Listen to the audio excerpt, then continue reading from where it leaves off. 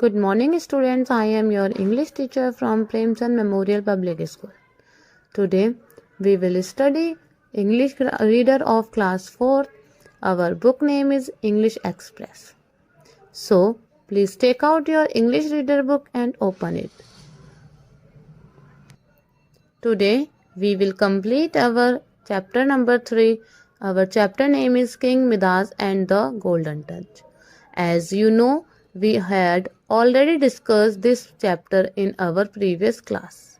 So we discussed that once upon a time there was a king which name was Midas. He was a very greedy. He had a room which is full of gold, but still he had fond of gold. He has a daughter. He loved her daughter very much. One day he was walking in his garden. He saw a fairy in the clouds. He asked her, "Who are you?" Fairy replied that, "I have come to congratulate you that you are the richest king in the world." King said that, "I have a room full of gold, but I should like much more, for gold is the best and the most wonderful thing in the world." Fairy offered him to complete his one wish. He would ask that everything I touch should turn into gold. Fairy warned him that, but Midas replied, "I will take the risk." So, let's start our story further. The king was very much surprised and was wild with joy. He ran around the room, touching everything he could see: chair, table, almirah, door, window, etc. Everything had turned into gold. Midas thought, "Now I will surely become the richest man of the world." जैसे फेरी ने Midas को उसकी wish complete करने के लिए वरदान दे दिया था कि जो भी चीज तुम टच करोगे वो गोल्ड में चेंज हो जाएगी। अब इस चीज को देखते देखते मिदास बहुत खुशी खुशी हर चीज को टच करने लगा। जो चीज उसके सामने आने लगी उस चीज को टच करने लगा: चेयर, टेबल, अलमीरा, door, window, etcetera. Now Midas thought that I will surely become the richest man of the world. अब मैं पक्का पूरे वर्ल्ड में सबसे अमीर इंसान बन जाऊंगा। The king soon felt hungry and went down to eat his breakfast. Now a strange thing happened. When he raised a glass of clear cold water to drink, it turned into liquid gold.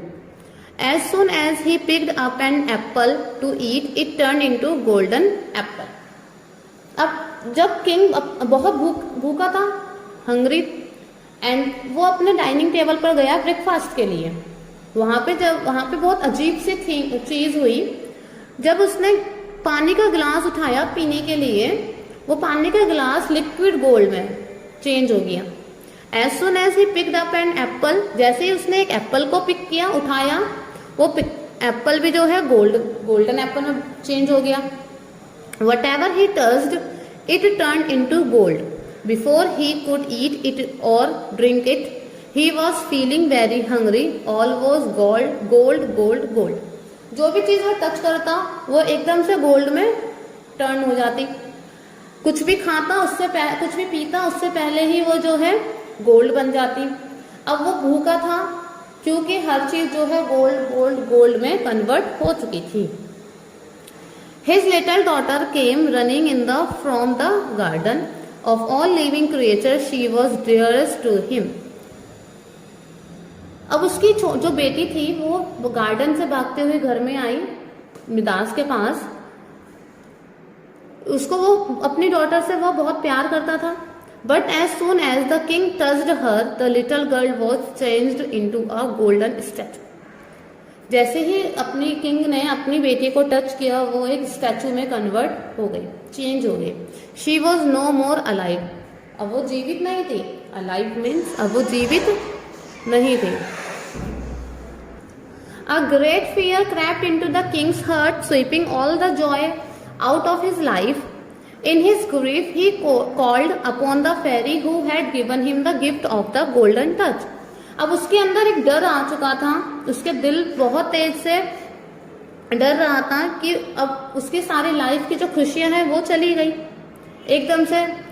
अब वो grief, बहुत ज्यादा unhappiness, मतलब दुखी व्यथा में वो फेरी को दोबारा से बुलाने लगा, उसी फेरी को जिसने उसको गिफ्ट दिया था कि वो किसी भी चीज को टच करेगा वो गोल्डन में बदल जाएगा।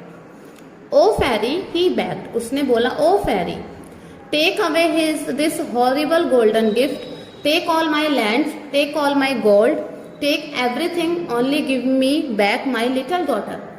Now he said that please take away this horrible golden gift from me, even take all my lands, take all my gold, take everything, only give me back my little daughter. अब वो अपनी बेटी के लिए अपने सारे के सारे वेल्थ, सारा गोल्ड, सारा लैंड, सब कुछ देने को तैयार था, सिर्फ उसे अपनी बेटी चाहिए थी वापस।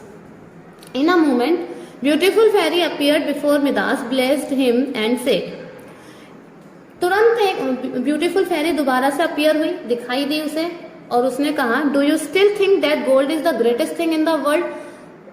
फेरी ने मिदास से पूछा क्या तुम्हें अभी भी लगता है कि गोल्ड जो है ग्रेटेस्ट थिंग है वर्ल्ड के अंदर। Midas replied no no, cried the king and said, रोते हुए कहा उसने, नो नहीं नहीं, please forgive me for my undue greed, I do not need gold alone. Please मुझे माफ कर दो मेरे इस ग्रीड के लिए, मेरे इस लालच के लिए। Are you sure that you no longer wish the golden touch, asked the fairy. Fairy asked that are you sure, I have learn my lesson, said the king. King कहता है I have learn my lesson, I no longer think gold is the greatest thing in the world. Now king learned their lesson that gold is not the greatest thing in the world. The fairy was moved by the miserable condition of the king. She gave Midas a jug full of water and asked him to wash his hands with the water.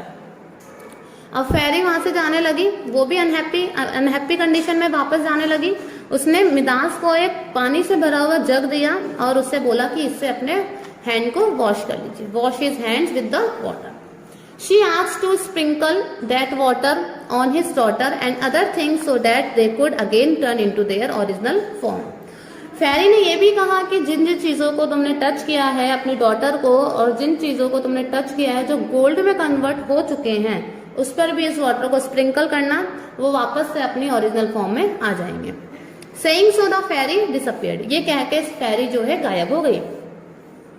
Midas took the jug of water and did what the fairy had asked him to do so. Midas ने वो जग का water उठाया और जैसा फेरी ने कहा था उसने वैसा किया। Midas was relieved of his golden touch. He also got back his daughter and everything was as before. Midas felt relieved and freed himself from the lust of gold. Now Midas is very happy because his daughter and everything was as before. Midas felt relieved, Midas felt relaxed and freed himself from the lust of gold. जो उसको gold चाहने की, gold जो वो करता रहता था, उस चीज से वो रिलैक्स हो चुका, उस चीज से वो फ्री हो चुका। Even today, some people are greedy like Midas. आज भी कुछ लोग ऐसे हैं जो मिदास की तरह लालची हैं। There are made after wealth. They want to get more and more money by fair or foul means.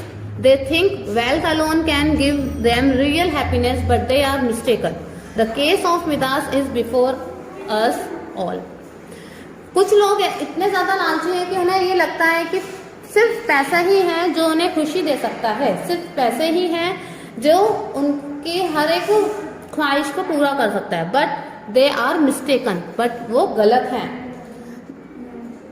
Contentment is the greatest wealth and the real source of happiness in life. Satisfaction and happiness is the greatest wealth. सबसे बड़ा money या फिर बोले पूंजी, सबसे बड़ी पूंजी हमारी लाइफ में क्या है? Happiness and satisfaction and the real source of happiness in life. इसी यही चीज जो है हमारी खुशी का कारण है हमारी लाइफ में। So I think you all are understood this story very well. Now, moral of the story. Wealth is not everything, wealth कुछ सब कुछ वेल्थ ही नहीं होता है। एंड ग्रीड इज बैड, वो कहते हैं हम लोगों लालच बुरी बला है।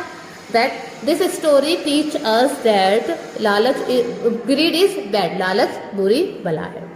Now this story is finished. I think you all are understood this story and I request to all of you that please implement this moral in your life.